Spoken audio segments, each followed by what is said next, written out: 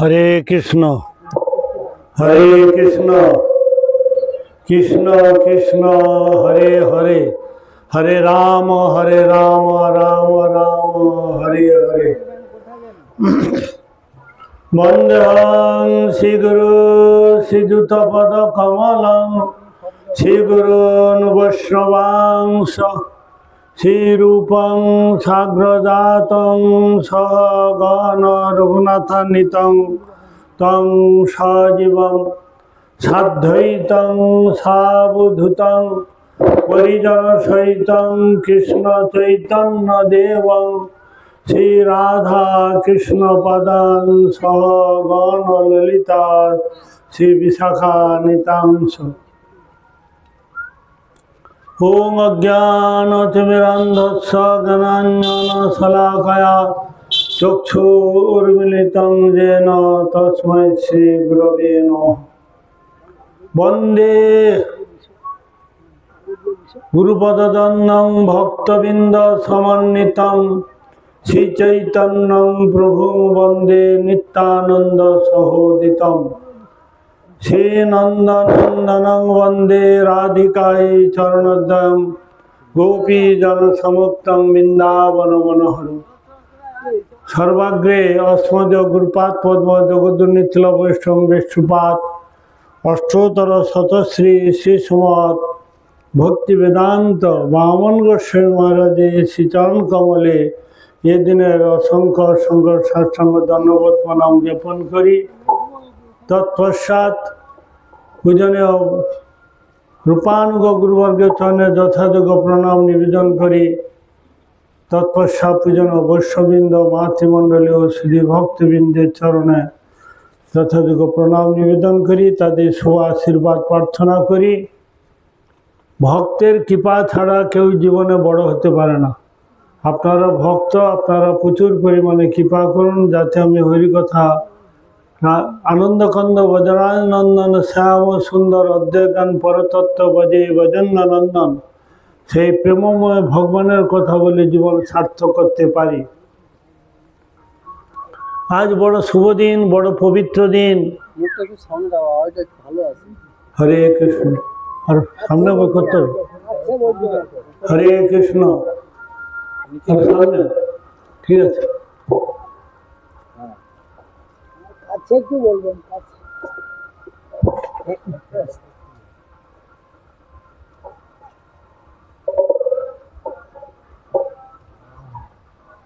হরে কৃষ্ণ। এই মাঘ মাসটা একটা বিশেষ মাস। মাঘ মাসের পূর্ণিমা তিথিতে সত্যযুগ আরম্ভ হয়েছিল। মাঘ মাসে বহু অদ্বৈত সপ্তমী, বহু বিষ্ণু তত্ত্বের আবির্ভাব। এই নিত্যানন্দ প্রভু আজকের আবির্ভাব তিথি, আমাদের সম্প্রদায়ের যে আচার্য মধ্যাচার্যের তিরোভাব তিথি এবং রামানুচার্যের তিরোভাব তিথি, একাদশী, এইগুলো অনেক যোগ আছে এই মাঘ মাসে। এই জন্য এই মাসটা একটা বিশেষ মাস। এই মাসেতে যে যত বেশি হরিকথা শ্রবণ করবে, কীর্তন করবে, তার তত বেশি পুণ্য লাভ হবে। সে তাড়াতাড়ি ভগবানের পাদ পর্যন্ত পৌঁছতে পারবে। তো আমরা মনুষ্য জীবন লাভ করেছি, দুর্লভ মনুষ্য জন্ম। দুর্লভ মনুষ্য জন্ম লোভিয়া সংসারে, কৃষ্ণা ভজনু দুঃখ কহিব কাহারে। আমরা মনুষ্য জন্ম পেয়ে কি জন্য পেয়েছি না, কৃষ্ণ ভজন করার জন্য ভগবান এই মনুষ্য জন্ম দিয়েছে। একটাই আমাদের কর্ম হচ্ছে বৈষ্ণব সেবা, নাম সংকীর্তন। দুই কর শীঘ্র পাবে শ্রীকৃষ্ণ চরণ। তো এই মনুষ্য জন্মটা একমাত্র ভগবানের সেবার জন্য, এই তার নাম করার জন্য এই মনুষ্য জন্মটা আমরা পেয়েছি। এত সুন্দর রূপ, যৌবন, আলো, বাতাস, বিদ্যা, বুদ্ধি, পাণ্ডিত্য, সব একটাই কাজ আমাদের, তার সেবা করা, নাম করা। তো এরপরে যদি আমরা মনুষ্য জন্ম না পাই তাহলে আর ভগবানের সেবা পূজা করা যাবে না। একটাই হচ্ছে এই মনুষ্য জন্মই জীবনকে সার্থক করতে হবে। চৈতন্য চরিতামৃতে বলছেন জীবন সার্থক করো, করো পর উপকার। এই পর উপকার বলতে গিয়ে কি বললেন? পর উপকার মানে আমরা জগতে যেটা বুঝি, পর উপকার বলতে ব্লাড দান, কন্যাদান, বস্ত্রদান, খিচুড়ি দান, হ্যাঁ, স্কুল কলেজ করা, রাস্তাঘাট, হসপিটাল, এইটাকে পরোপকার বলে না শাস্ত্রে।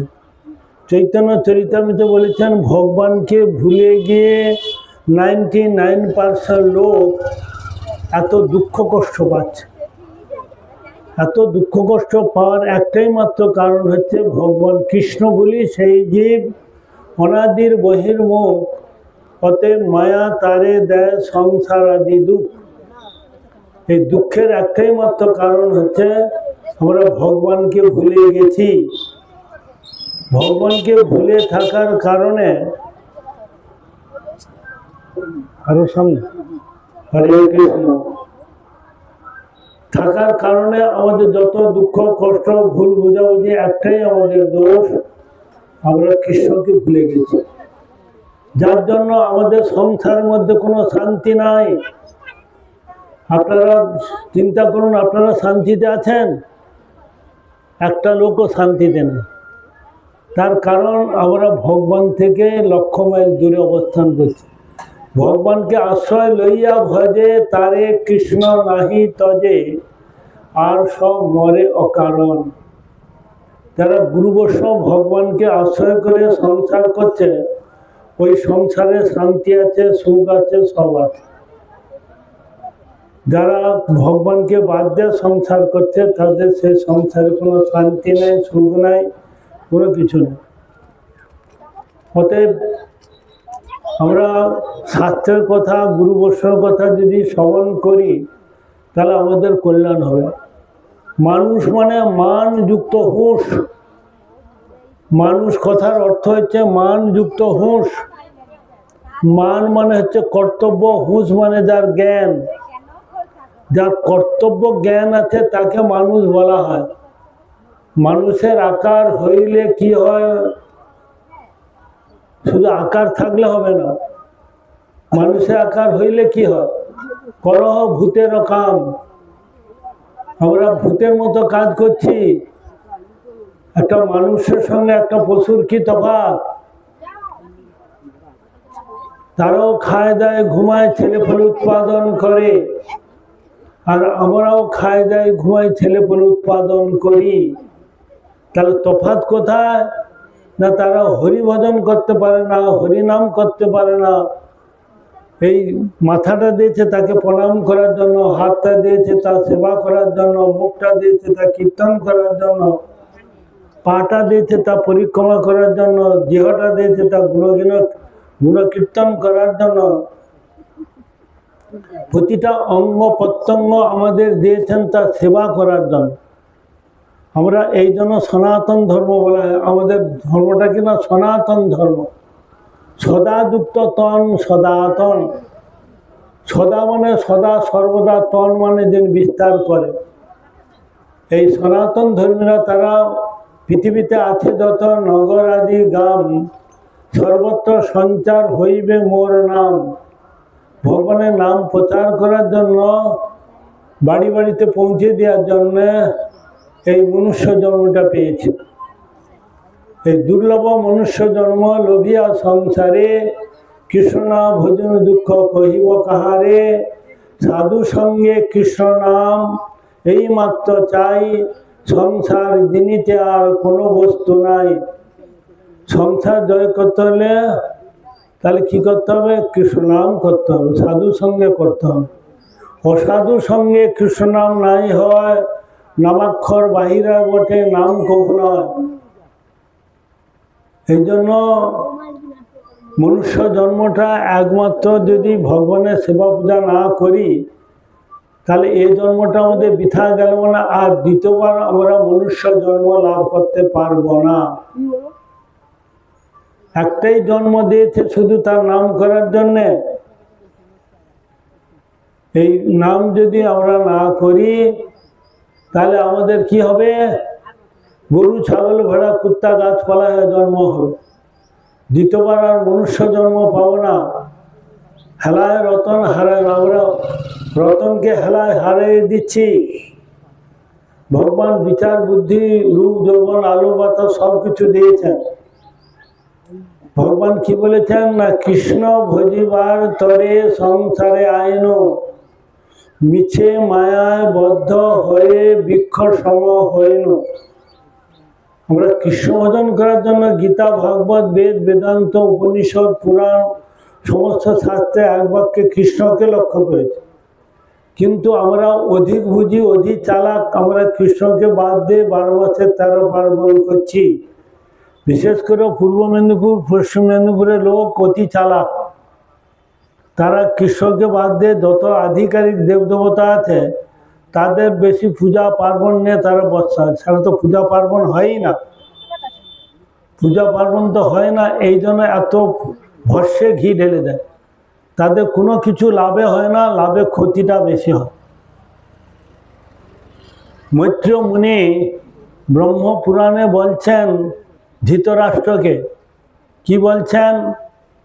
যে ধৃতরাষ্ট্র গান্ধারী সারাটা জীবন কেন দুঃখ কষ্ট পেল? ধৃতরাষ্ট্র এবং গান্ধারী সারাটা জীবন দুঃখ কষ্ট পেয়েছে কি জন্য? এই কথা বলছে কেন? ফালতু লোকগুলো বুঝে। হরে কৃষ্ণ শোনার জন্য আছে না,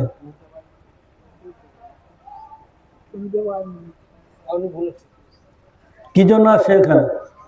বসার জন্য এসেছেন, শুনবেন তো। ধৃতরাষ্ট্র গান্ধারী সারাটা জীবন কেন কষ্ট পেয়েছিলেন? ব্রহ্মপুরাণে মৈত্র ঋষি বলছেন ধৃতরাষ্ট্রকে, সারাটা জীবন তোমরা ব্রতগুলো করেছ, সব কি ব্রত করেছ? স্মার্ত মত একটা আছে, একটা গোস্বামী মত বা বৈশ্য মত আছে। তোমরা সব বিদ্যাগুলো করেছ, যার জন্য তোমার শতপুত্র একটাও বেঁচে থাকলো না। আর তোমরা সারাটা জীবন দুঃখ কষ্ট পেয়েছ, আর সারাটা জীবন একটু সুখও পেলে না। এই জন্য চৈতন্য মহাপ্রভু তিনি চৈতন্য চরিতামৃতে এই লেখাটা বলছেন। কি লেখাটা দেখা যাচ্ছে? একাদশী, জন্মাষ্টমী, বামন দ্বাদশী, রাম নবমী আর নৃসিংহ চতুর্দশী, এসবে বিদ্যা ত্যাগ, অবিদ্যাকরণ, অকরণেতে দোষ করিলে ভক্তির লভন। এই একাদশীকে প্রতিটা ব্রত দুটা ভাগে ভাগ করা হয়েছে। কি না, একটা হচ্ছে স্মার্তমত আর একটা হচ্ছে বৈষ্ণবমত। স্মার্তমতকে জীব গোস্বামীপাদ গোপাল চম্পুতে তিনি রাক্ষস মত বলেছেন। আমরা সবাই রাক্ষস মতে চলছি। আর একটা বৈষ্ণবমত বা গোস্বামী মত, প্রতিটা ব্রত দুই প্রকারের। একটা হচ্ছে সম্পূর্ণ আর একটা হচ্ছে বিদ্যা। যারা দশমী যুক্ত একাদশী করছে এইটা হচ্ছে বিদ্যা।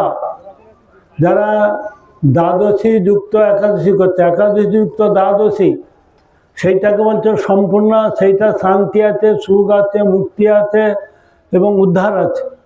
যারা দশমী যুক্ত ব্রত করছে, প্রতিটা ব্রত, জন্মাষ্টমী সপ্তমী যুক্ত অষ্টমী করছে, যারা শিব চতুর্দশী করছে, ত্রয়োদশী যুক্ত চতুর্দশী করছে, যার জন্য একটা লোকও শান্তিতে পায় না, শান্তি পায় না। করতে হবে চতুর্দশী যুক্ত অমাবস্যা করতে হবে, তবে তার শান্তি আছে, সুখ আছে। এটা বৈষ্ণবমত, একে বলছেন গোস্বামী মত। কিন্তু আমরা তো সাধু সঙ্গ করি না, স্বাস্থ্য সঙ্গে করি না। স্কুল কলেজ করেছে, বর্তমান সরকার স্কুল কলেজ করেছে, মঠ মন্দির করেছে, ভগবানের দ্বারা নির্মিত হয়েছে মঠ মন্দির। সেখানে মানুষ তৈরি হয়। আমি কে, কি জন্য এ জগতে এসেছি, কি করা কর্তব্য, কোথায় যাব, কিবা কাজ করে গেলাম, পাবে কি সুখ জীবনে? আমি কে, কেন এ সংসার কি জন্য এসেছি? মনুষ্য জীবনে কর্তব্য কি? এই মনুষ্য জীবনে কর্তব্য কি, এই জন্য ভগবান আমাদেরকে পাঠিয়েছে এগুলো জানার জন্য। আমি যে কৃষ্ণ দাস, জীব কৃষ্ণ দাস, এ বিশ্বাস করলে তো আর দুঃখ নাই। আমরা কৃষ্ণ দাসত্ব ভুলে গেছি, তিনি প্রভু, আমি তার দাস। দাস হয়ে প্রভু সেবা করা একমাত্র আমাদের কর্তব্য এবং ধর্ম। আমরা যখনই বলে যাচ্ছি যে আমি দাসত্ব, তিনি প্রভু, আমি তার দাস হয়ে তার সেবা করা কর্তব্য, এটা যখনই ভুলে যাচ্ছি তখনই আমাদের এত দুঃখ কষ্ট পেতে হচ্ছে। ভগবান এই জন্য আমাদের দুঃখ দিচ্ছেন, আমরা বুঝতে পারছি না। ভগবান বলে, তুই আমার সাধন ভজন করলি না, তোকে এত দুঃখ কষ্ট দিচ্ছে, তবু আমরা বুঝে উঠতে পারছি না এর কারণটা কি। তো সেই জন্য এই মনুষ্য জীবনে যদি কেউ ভগবানের সেবা নাম কীর্তন করে, তার কি ভগবান তাকে খেতে দিবে কি দিবে না? ভগবানের নাম করলে, সেবা করলে সে খেতে পাবে কি পাবে না? পাবে। হ্যাঁ, ভগবানের নাম করলে সে খেতে পাবে, বিশ্বাস আছে? শ্রীমদ্ ভগবদ গীতায় নবম অধ্যায় 22 নম্বর শ্লোকে তো ভগবান বলছেন, অনন্য চিন্তন্ত মাং যে জনা পর্যুপাসতে তেষাং নিত্যাভিযুক্তানাং যোগক্ষেমং বহাম্যহম। যারা যোগযুক্ত হয়ে আমার নাম রূপ গুণ লীলা কীর্তন করেন, আমি মাথায় বহন করে তাকে দিয়ে আসি। আমাদের বিশ্বাস নাই, অবশ্য রক্ষিবে কৃষ্ণ বিশ্বাস পালন। আমার যদি বিশ্বাস হতো যে ভগবান আমাকে রাখে পালে জানো সর্বকাল, আত্ম নিবেদন দৈনে ঘুচাও জঞ্জাল। এই কথাটা দক্ষিণ ভারতে অর্জুন মিশ্র বলে একজন ব্যক্তি, তিনি বিশ্বাস করেননি। বলে ভগবান কি আমাদের খাওয়া পড়া দেবে? তিনি লাইনটা পেন দিয়ে কেটে দিলেন, কেটে দিয়ে ভিক্ষায় গেছেন, সারাদিন গেছেন, একটা দানাও পায়নি, একটা পয়সাও পায়নি। তিনি সন্ধ্যার সময় বিফল মনোরথে ফিরে এসেছেন। এসে ঘরে দেখে প্রচুর চাল ডাল সবজি সব ভর্তি হয়েছে। তার স্ত্রীকে জিজ্ঞাসা করছে, কী ব্যাপার, এগুলো কোথা থেকে এলো? সেই ব্রাহ্মণ অর্জুন মিশ্রের স্ত্রী বলছে, কেন আপনি তো একটা বালকের মাথায় প্রচুর সামগ্রী দিয়েছেন, তেল ডাল সবজি সব কিছু দিয়েছেন। বলছেন, আমি তো কাউকে পাঠাইনি। বলে, সে পারবে না বলে তুমি তাকে মেরেছ, তার পিঠটা রক্তারক্ত হয়ে আছে, রক্ত ঝরছে। তখন তিনি বুঝতে পারলেন যে ভগবান, তিনি বালক রূপ ধারণ করে তার বাড়িতে সব কিছু দিয়ে গেছেন। আমি যে পেনটা দিয়ে বইটাতে যে কেটে দিয়েছি গীতারা, সেইটাতে তাকে কষ্ট পেয়েছে। তিনি বইটা খুলে দেখলেন, স্বর্ণাক্ষরে লেখা আছে যোগক্ষেমং বহাম্যহম। যোগ মানে হচ্ছে যোগানো, দেই, আর ক্ষেম মানে আমি তাকে রক্ষাও করি। ভগবান আমাদের সমস্ত কিছু বিদ্যা বুদ্ধি রূপ যৌবন শক্তি সামর্থ্য তিনি দিচ্ছেন। আমরা 3 বার যে খাচ্ছি সেটা হজম করাচ্ছে কে? গীতা বলছেন, অহং বৈশ্বানর ভুক্তা পান ও অপান বায়ুর সাহায্যে চতুর্বিধ অন্নং পচাম্যহম। চতুর্বিধ যে অন্ন খাই, চব্যচস্য লজ্জপ্রিয়, এই খাবারগুলো ভগবান হজম করিয়ে সার জিনিসটা শরীরে থেকে যাচ্ছে, অসার বস্তুটা সেখান থেকে চলে যাচ্ছে। অতএব আমরা সব ভগবানের আশীর্বাদে আমরা বেঁচে আছি, কিন্তু সেই ভগবানকে আমরা কি করছি? ভগবানকে জানতে বুঝতে পারছি না। তার যে শুভ আশীর্বাদে আমি যে বেঁচে আছি, সেইটা আমাদের জানতে হবে। তার কৃপা ছাড়া মানুষ কোনোদিন এক বিন্দু বাঁচতে পারে না। তো গীতায় ভগবান বলছে, আমি সমস্ত প্রকার থেকে তাকে রক্ষা করে থাকি। তো আমরা যদি সেই ভগবানকে আশ্রয় করি, ভগবান তাদের কি করে না, দায় দায়িত্ব সব নিয়ে নেয়।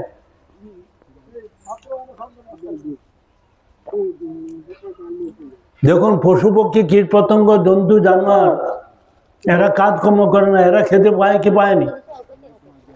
বনে জঙ্গলে কত সর্প, মাছি, পিপিলিকা থেকে আরম্ভ করে কত জন্তু প্রাণী আছে, তারাও খাচ্ছে, তারাও ঘুমাচ্ছে, তারাও ছেলে পেলে উৎপাদন করছে। মানুষ সকাল থেকে সন্ধ্যা পর্যন্ত প্রচুর পরিশ্রম করে এই পেটটার জন্য, কিন্তু পশুপক্ষী, কুত্তা থেকে আরম্ভ করে, শুয়োর থেকে আরম্ভ করে, তারা কোনো কিছু পরিশ্রম করে না, অনায়াসে পেয়ে যায়। শুয়োরগুলো কি খায়? মানুষের হেয় বস্তু, পায়খানা খায়। এই কথা বলছো কেন? শুয়োরগুলো কি খায়? শুয়োর কি খায়? শুয়োরগুলো মানুষের পায়খানা খায়, পচা সড়া দুর্গন্ধ খায়। তারা পেটের জন্য তাদের কোনো চিন্তা করতে হয় না। শুয়োর থেকে, কুকুর থেকে, মানুষ সব, তারা তো চাকরি করে না। এই কথা বলছো না? হ্যাঁ বস, এগুলো কি বয়স হয়ে গেছে, একটু মানুষ হলো। শুয়োরগুলো বলছেন একটা উকিলকে রাস্তায়, যে উকিল আর শুয়োরের মধ্যে তফাৎ কথা, তুমি যে মানুষ যে শ্রেষ্ঠ পশু অপেক্ষা, কি প্রমাণ আছে বলুন? একটা মানুষ আর পশুর মধ্যে কি তফাৎ? তারাও খায় দেয়, ঘুমায়, ছেলে পেলে উৎপাদন করে, আর আমরাও খায় দেয়, ঘুমায়, ছেলে পেলে উৎপাদন করি। শুয়োরগুলো যে খায়, কোনো প্রয়াস মানে চেষ্টা করতে হয় না, অনায়াসে পেয়ে যায়। পচা সড়া দুর্গন্ধ পায়খানা খেয়ে তারা বেশ সুস্থ আছে। আহার গেল, আহার দিক দিয়ে মানুষ শ্রেষ্ঠ না। সকাল থেকে সন্ধ্যা পর্যন্ত প্রচুর পরিশ্রম করতে হয়, তবে আহারটা পায়। পায়ের মাথার ঘাম পায়ে ফেলে প্রচুর পরিশ্রম করে আহার করতে হয়। কিন্তু অন্যান্য জীবজন্তু তাদের আমাদের তুলনায় অনেক শ্রেষ্ঠ। বিচার বুদ্ধি দিয়ে দেখুন, নিদ্রা, মানুষ ঘুমানোর জন্য কার এয়ার কন্ডিশন, কার ঘর ভিতরে ফ্যান চলছে, কত কিছু। আর শুয়োর কুকুরগুলো যখন রাস্তাঘাটে শুয়েছে, সেদিক দিয়ে আমরা শ্রেষ্ঠ নয়। আহার গেল, নিদ্রা, ভাগবত শ্লোক, আহার নিদ্রা ভয় মৈথুনাঞ্চ সামান্য মেয়ে তৎ পশুবি নরানা। আহার নিদ্রা ভয় আর মৈথুন, মানুষে যেভাবে ভয় আছে, টিভিতে দেখুন, খবর কাগজে দেখুন, প্রতিদিন কত লোক মারা যাচ্ছে। কিন্তু পশুরা এরকম না। অন্য পাড়া কুকুর এলে তাকে প্রাণে মেরে দেয়, তাড়িয়ে নিয়ে যায়, সে ল্যাজ গুটিয়ে সে চলে যায়। তাহলে আহার গেল, নিদ্রা গেল, ভয়, মানুষে যেভাবে ভয়, পশুদের মতো অত হিংস্র জন্তু। তারা হিংস্র ঠিক, কিন্তু মানুষের মতো অত ওটা হিংস্র আর কেউ হয় না। প্রতিদিন খবর কাগজে দেখুন, টিভিতে দেখুন, স্বামী স্ত্রীকে মারছে, স্ত্রী স্বামীকে হচ্ছে, পাড়ায় পাড়ায়, রাজ্যে রাজ্যে, ভাই ভাই, প্রতিদিন নিহত কত অশান্তি চলছে। আহার গেল, নিদ্রা গেল, ভয় গেল, মৈথুন। মৈথুন মানে বুঝেন? ছেলে পেলে উৎপাদন। মানুষের বছরে একটা, কার 5 বছরে একটা, কার হয়নি। শুয়োরগুলো বলছে বছরে 2বার বাচ্চা দেবে, একবারে 4টা 5টা করে বাচ্চা দেবে। তাহলে কিসে তোমরা শ্রেষ্ঠ? উকিলকে বলছে, উকিল কথা বলতে পারছেন।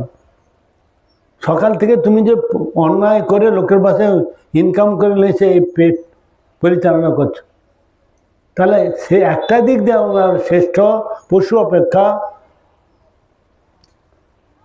ধর্মে হিতেশাং অধিক বিশেষ ধর্মে ন হীনা পশুবি সমানা।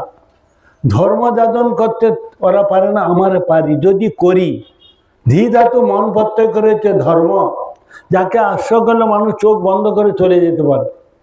ভগবান এই একটা সুবিধা দিয়েছে, বিচার বুদ্ধি দিয়েছে, তোমরা হরিভজন করতে পারো, হরিনাম করতে পারো, হরি সেবা করতে পারো। আর কোনো জন্মে, কোনো মনুষ্য জন্ম ছাড়া অন্য কোনো জন্মে হরিভজন হয় না, হরিনাম হয় না, হরি সেবা হয় না। এই দুর্লভ জন্মটা দিয়েছে এই জন্য। এরপরে যখন কুকুর, ছাগল, ভেড়া, কুত্তা, গাছপালায় জন্ম হবে তখন বুঝবেন, এখন বুঝতে পারছেন না। যখন গাছপালা হবে, রোদ জল ঝড় বর্ষা পাবে। গরু হলে তখন ক্ষুধা লাগলো খেতে পারবে না, জল দেবে না, কত গাড়ি টানাবে, কত কিছু কষ্ট করেন। আমরা এখন বুঝতে পারছি না। যখন সময় থাকিতে হায়, হরিনা ভজিনু হায়, মৃত্যুকালে কি আর করিবে, ধিক তোমার জীবনে, না ভজিলে নিত্য ধনে, হরিবে না কে তোমায় বাঁচাবে। এই কথাটা 1 লক্ষ টাকা দাম, ভালো করে শুনবেন।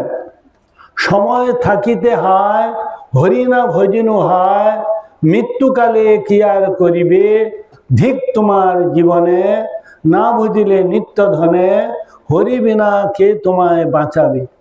হরি ছাড়া কেউ বাঁচাবে না। রাখে হরি মারে কে, আর মারে হরি রাখে কে। এখন সময় সামর্থ্য, এখন যদি হরিভজন না করো, দাঁত থাকতে যদি দাঁতের যত্ন না নাও, তাহলে আর জীবনটা নষ্ট হয়ে যাবে। বৃদ্ধকাল আওয়াল সব সুখ ভাগ গেল, পীড়াবাস হইনু কাতর, সর্বেন্দ্রিয় দুর্বল, ক্ষীণ কলেবর, ভোগাভাবে হইনু অন্ত। বৃদ্ধকালে হরিভজন হয় না। বৃদ্ধকালে কোমর যন্ত্রণা, হাঁটুর যন্ত্রণা, পেটে, এই সময় থাকতে থাকতে এটা করতে হবে। এরপরে যদি গরু ছাগল ভেড়া তো হবেই। গীতা বলছেন, শ্রীমদ্ ভগবত গীতা 8ম অধ্যায়ের 5 নম্বর শ্লোক,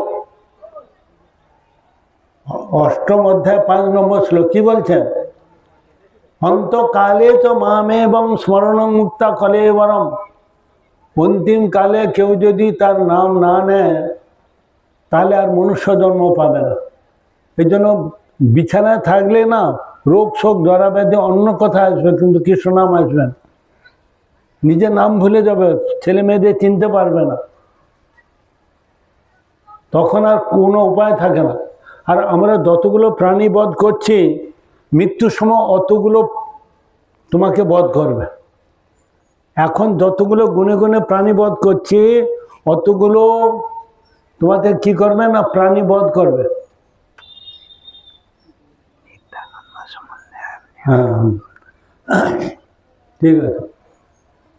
এতগুলো প্রাণী আমাদের বধ করবে। তার উদাহরণ হচ্ছে শ্রীমদ্ ভাগবতে সুরজ রাজা, তিনি শক্তির উপাসক ছিলেন। 1000 তিনি বলি দিয়েছিলেন, পাঠা বলি। মৃত্যুর সময় দেখছেন এতগুলো লোক খড়গ নিয়ে দাঁড়িয়ে আছে। অনেকের মৃত্যুর সময় দেখবেন কেউ পায়খানা করে, কেউ পেশাব করে, ওই দাঁড়িয়ে আছে, ওই মারছে, ওই দাঁড়িয়ে আছে। তুমি আমি দেখতে পাবো না, ও দেখতে পাবো। তখন কিনা বলে, এরা কারা? না, এতগুলো যে প্রাণী বধ করেছো, পাঠা বধ করেছো, অতগুলো তোমাকে বধ খেতে হবে। তাহলে কি হবে? বলে, তো মায়ের জন্য আমি দিয়েছি, মাকে ভোগ দিয়েছি। কোনো মা ছেলের হাড্ডি রক্ত খাবে? ছেলেকে কেটে খায়? আমি মা বলছি আর তাকে আমি পাঠা বলি দিচ্ছি।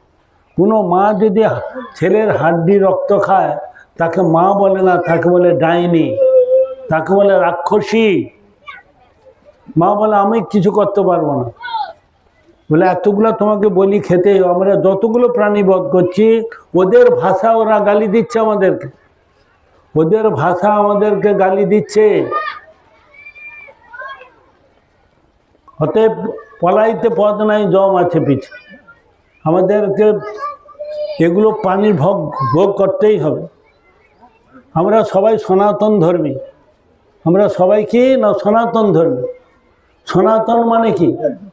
সদা দুক্ত তন, একটাই হচ্ছে ধর্ম, সেটা হচ্ছে সনাতন ধর্ম।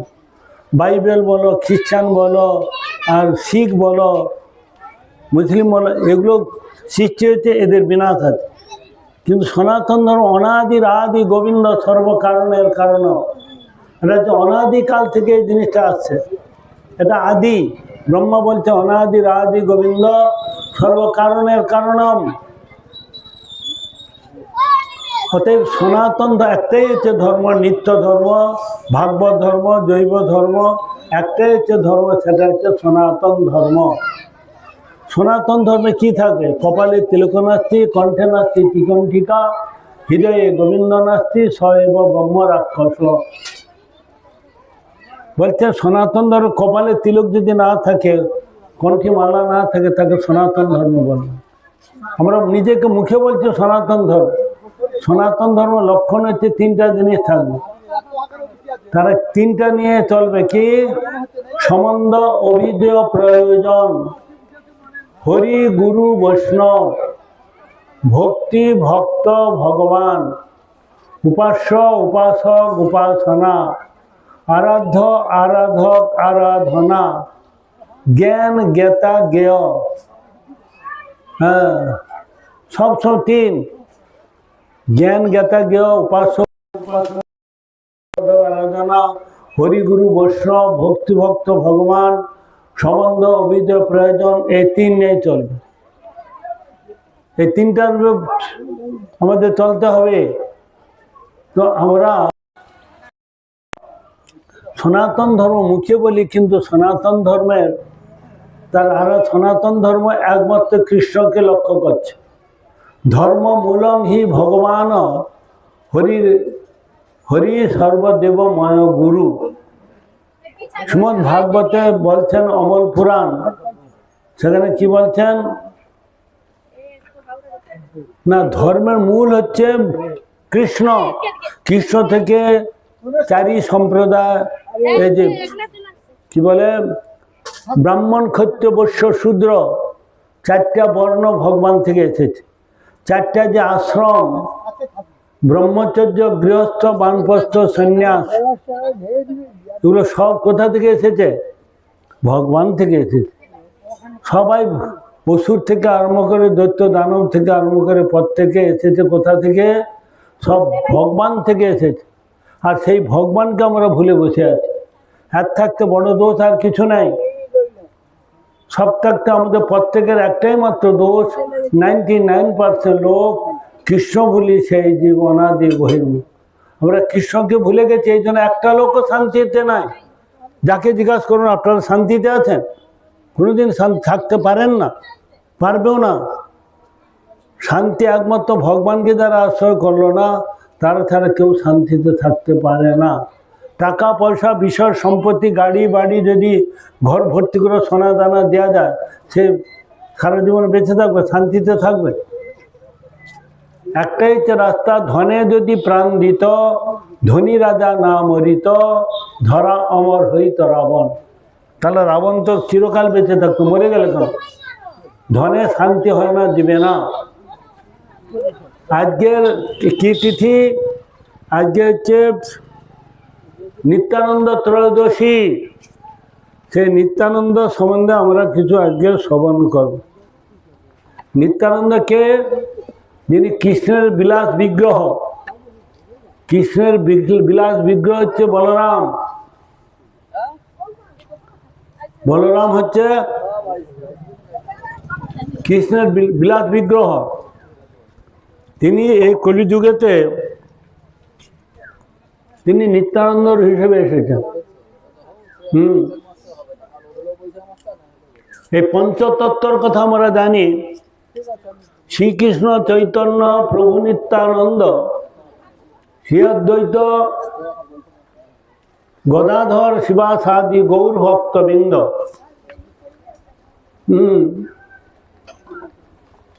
শ্রীকৃষ্ণ চৈতন্য প্রভু নিত্যানন্দ, শ্রী অদ্বৈত গদাধর শিবাসাদি গৌর ভক্তবৃন্দ। এই পঞ্চতত্ত্বের মধ্যে তিনজন হচ্ছে বিষ্ণু তত্ত্ব, মহাপ্রভু, নিত্যানন্দ প্রভু এবং অদ্বৈত আচার্য প্রভু। এই তিনজনের চরণেতে তুলসী দিতে হবে এবং এদের উপবাস করতে হবে। যারা উপবাস করলো না, যারা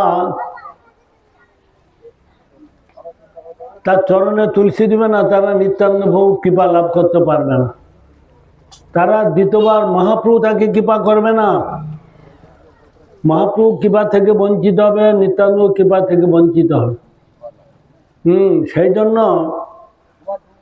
এই তিনজন বিষ্ণু তত্ত্ব, একজন শক্তি তত্ত্ব হচ্ছে গদাধর পণ্ডিত, আর একজন হচ্ছে ভক্ত তত্ত্ব শিবাস পণ্ডিত। আপনাদের একটা কথা বলি, এই যে বাতাসগুলো, সেগুলো কি হবে?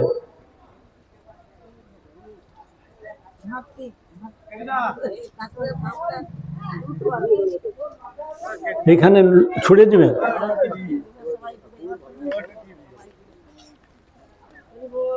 এইখানে যে ওই যেগুলো পা দিয়ে মারিয়ে দেবে, ওগুলো কুড়িয়ে জিভ দিয়ে চেটে চেটে খাবেন তো? খাবেন না? বড়টা খাবেন, ছোটটা যে পা দিয়ে মারিয়ে দিচ্ছে ওটা ভোগ হবে তো? ভোগ হবে না, এমনি ছুড়ে হবে? ভোগ হবে? বৃদ্ধ তো লোক, তুমি অনেক বয়স হয়েছে, ওটা কি ভোগ দিবে? হ্যাঁ ভোগ দিবে হয়নি হ্যাঁ কি না বলতো বোবার মতো বসে আছে কেন পোকা পাগল কোথা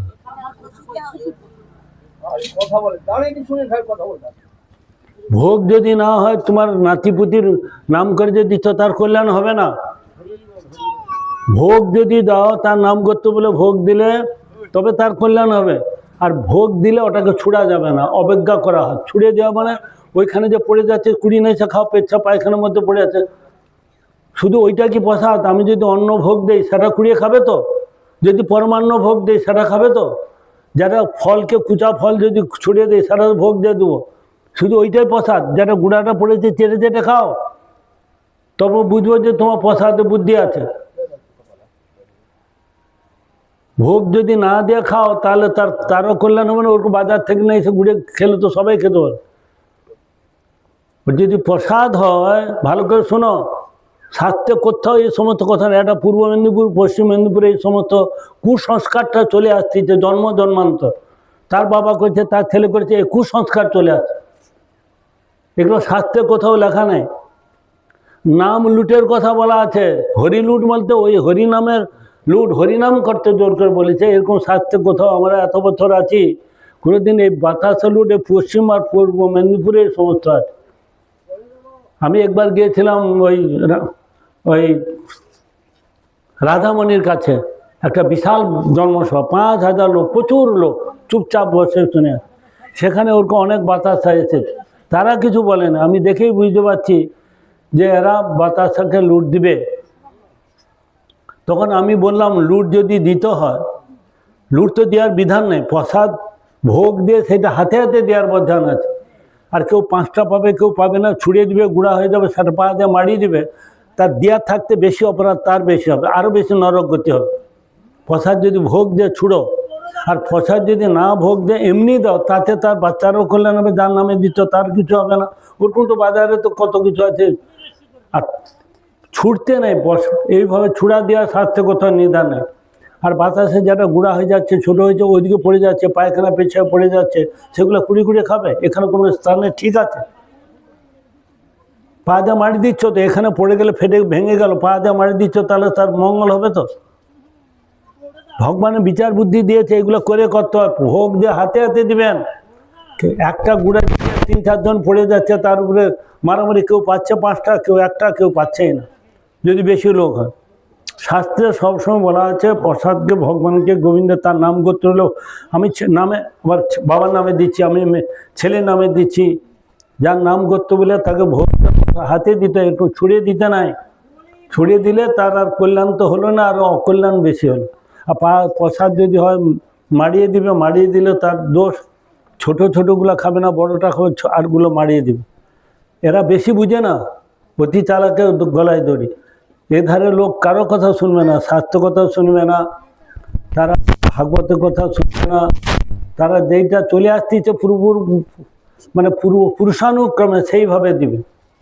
আমি যদি বলি ওটাকে প্রসাদ আমি যদি পরমান্ন ভোগ করে দিই কেউ কত প্রসাদ বুদ্ধি আছে খাওয়া তো দেখি পরমান্ন খাবে ছুড়ে দিলে খাবে অন্নটা ভোগ দিয়ে ছুড়ে দিলে খাবে কুচো ফল ভোগ দেওয়া যদি ছুড়ে দেয় কেউ খাবে কেন সারা প্রসাদ না শুধু বাতাসারা প্রসাদ প্রসাদ মানে বড়টা ছোটোটা যেগুলো গুঁড়া হয়ে যাচ্ছে সারা প্রসাদ সারাকে পা দিয়ে মারিয়ে দেবো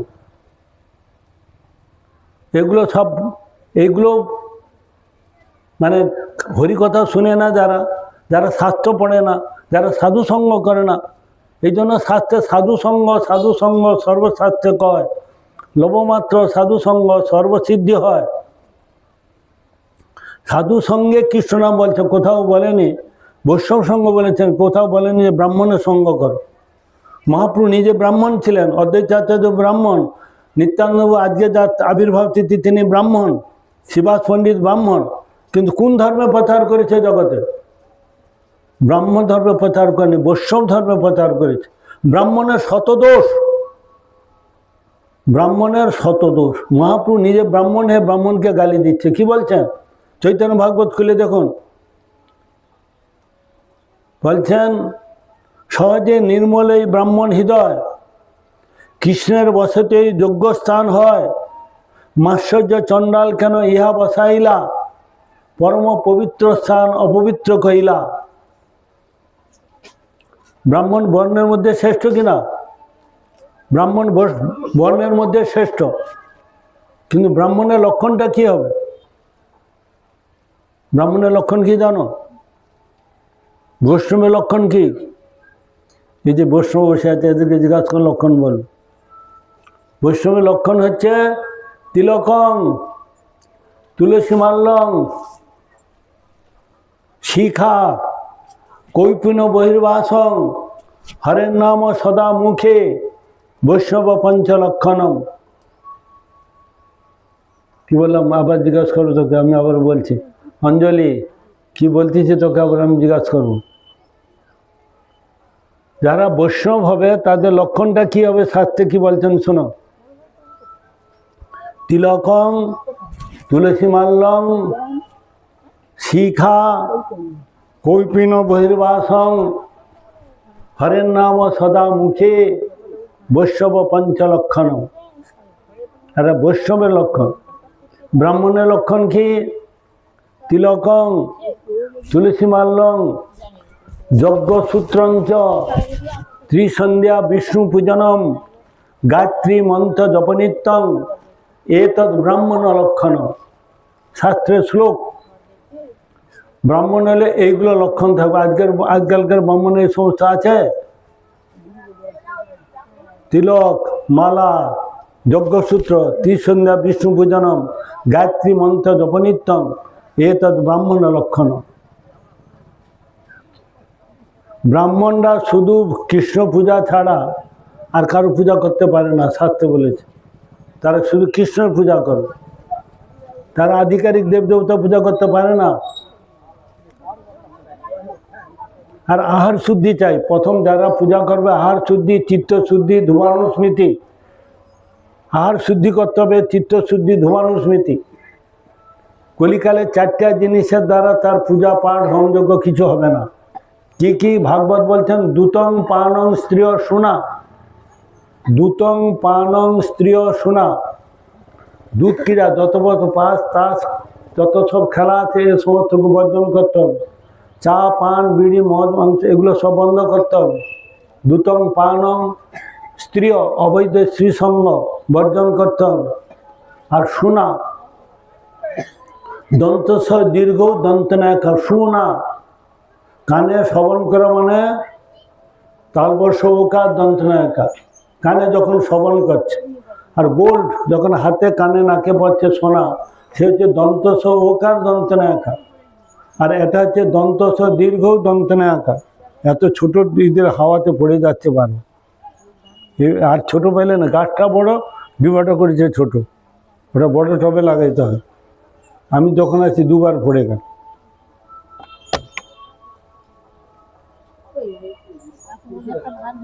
ওর একটা ইটা টিটা ভারী দিয়ে দো তাহলে পড়ে, আর নিচে একটা কিছু দিয়ে দো। গাছটা বড় আর ডিবাটা ছোট।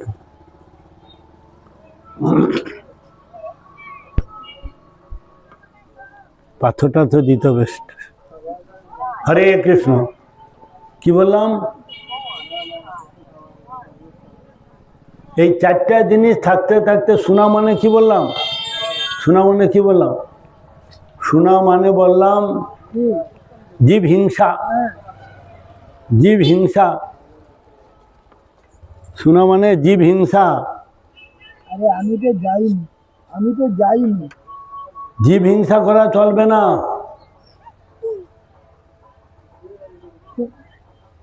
কোনটি? তো এগুলো যাদের মধ্যে আছে তাদের কিন্তু কোনোদিন ভগবানের সেবা পূজা হবে না। তাহলে আজকে নিত্যানন্দ প্রভু আবির্ভাব তিথি।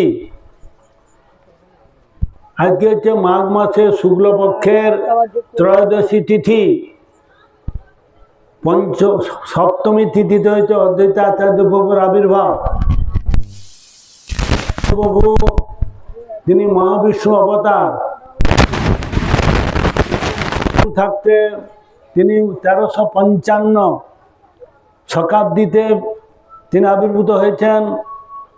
পূর্ব বাংলা সিলেট পনা তীর্থ নবগ্রাম, পিতা কুবের পণ্ডিত, মাতা নাভা দেবী। যা বলে যাচ্ছি পরে জিজ্ঞাসা করো, যদি না বলতে পারো তোমাকে দুয়ার। পিতার নাম কি বললাম?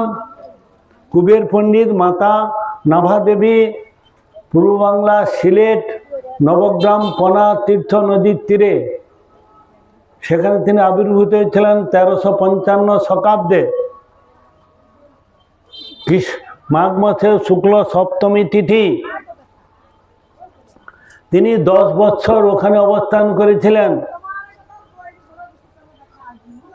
সেই স্থান আমরা দর্শন করে এসেছি। সেখানে একটা নদী আছে, এই তার জন্ম সামনেই নদী, সারা বছর অল্প জল থাকে। শুধু অদ্বৈত সপ্তমীর দিন ভগবানের এমন কৃপা, পুরো নদীটা ভরে যায়, পুরো থই থই করে একদম। 10 দিন ধরে মেলা হয়।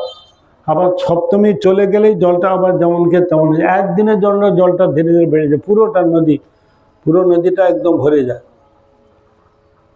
তো তিনি 10 বছর ওখানেতে অবস্থান করার পর মহাপ্রভু তিনি আসবেন, সেই জন্য তিনি নবদ্বীপে এসে যান। নবদ্বীপ থেকে পরবর্তীকালে তিনি শান্তিপুরে থাকেন। মহাপ্রভু আবির্ভাব হচ্ছে 1407 শকে, আর অদ্বৈত হচ্ছে 1355 শতাব্দে।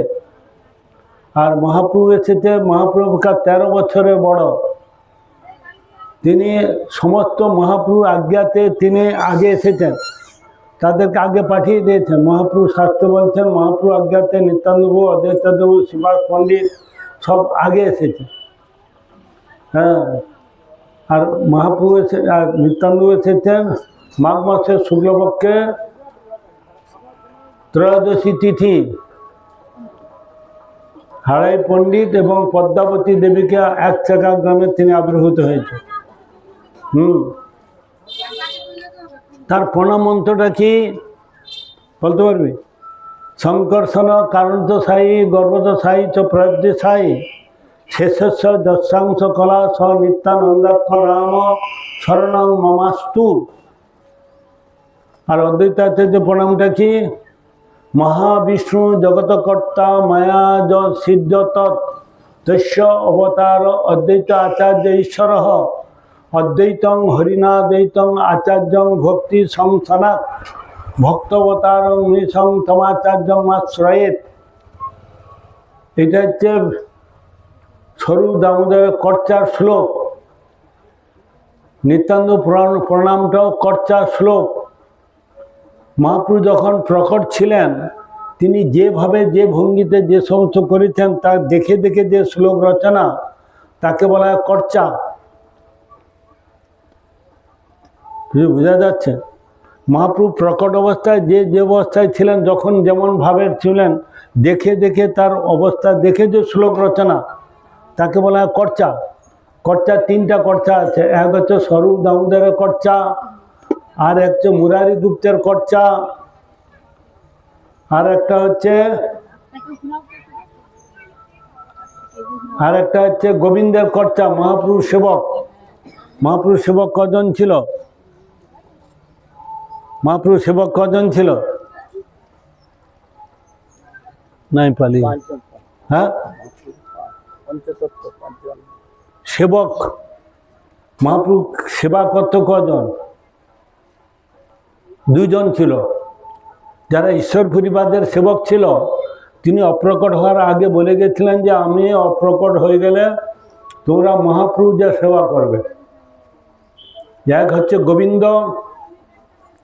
মহাপ্রভু নিতে অস্বীকার করলেন, কিন্তু যখন গুরুদেবের কথা শুনলেন তখন তিনি সেটাকে মেনে নিলেন। আর একজনের নাম হচ্ছে কাশীশ্বর পণ্ডিত।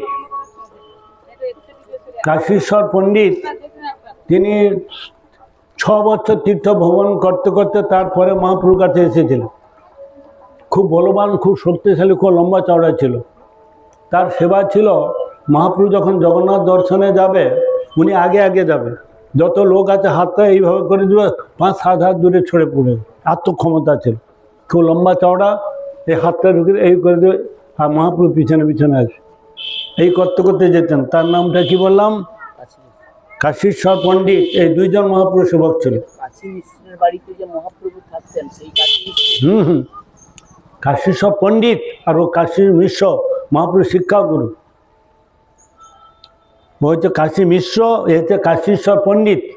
তিনি যেন ঈশ্বর পরিবাদের সেবক। তিনি অপ্রকট হওয়ার পর বলে গেছে আমার পর তোমরা মহাপ্রভু সেবা কর। তার জন্য তার এ আলাদা ও আলাদা, মনে থাকবে। নিত্যানন্দবাবু কার শিষ্য? লক্ষ্মীপতির শিষ্য। লক্ষ্মীপতির বেশি দিন সঙ্গ পায়নি, সেই জন্য তিনি মাধবানন্দ পরিবাদের শিষ্য বলা। ঈশ্বর পরিপাদ, নিত্যানন্দ প্রভু, তারপর অদ্বৈতাচার্য, সবাই এখান থেকে। তারা ভগবান হয়েও তারা গুরুকরণ করেছে। রামচন্দ্র গুরুদেবের নাম কি? বশিষ্ঠ ঋষি, মনে থাকে জানো? কি বললাম? বশিষ্ঠ ঋষি। তিনি কোন কুলে এসেছিলেন জানো? বেশ্যা কুলে এসেছিলেন। কি কুলে? তাকে তিনি গুরুকরণ করেছেন। প্রহ্লাদ অসুর করে এলেন, তাকে আমরা প্রণাম করে জয় দিই। নামাচার্য হরিদাস ঠাকুর যবন কুলে এলেন, মহাপ্রভু তাকে আচার্য করে দিলেন। অদ্বৈত আচার্যকে মহাপ্রভু কি বলে? ভক্তি সংসার, ভক্তির আচার্য করে দিলেন। ভক্তি ভগীরথ কে? ভক্তি ভগীরথ শুনেনি কোনো? হরিকথা শুনো না কোনো? ভক্তি বিনোদ ঠাকুর, তিনি ভক্তির ভগীরথ। আমি ধরে নিয়ে বসে থাকি, ধরে নে। নিচে নামিয়ে দেবো, নিচে নামিয়ে দেবো। না, আর পড়বে না। একটা ইটা লেসে দিয়ে দো এখানে। ভক্তি ভগীরথ হচ্ছে ভক্তি বিনোদ ঠাকুর। ভক্তির ভগীরথ ভক্তি বিনোদ ঠাকুর নামের আচার্য নামাচার্য হরিদাস ঠাকুর। এই পাশে দো, ও পাশে দিতাম, এই পাশে আর একটা দো, এদিকে একটা দে, এখানে একটা দো, আরও কিছু হবে যেমন কে তেমন। এই সাপোর্ট। হরে কৃষ্ণ।